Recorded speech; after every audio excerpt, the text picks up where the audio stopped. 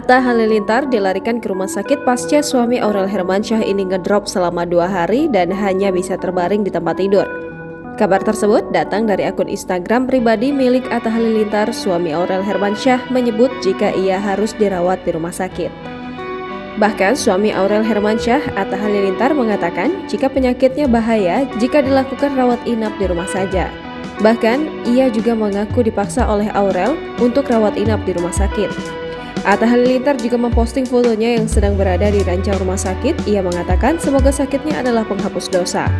Aurel Hermansyah terlihat bersama dengan ibu sambungnya Ashanti saat mengantarkan Atta Halilintar ke rumah sakit.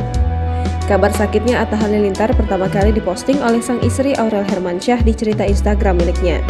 Aurel menyebut jika Atta sedang drop usai merayakan hari kemerdekaan dan syuting podcast.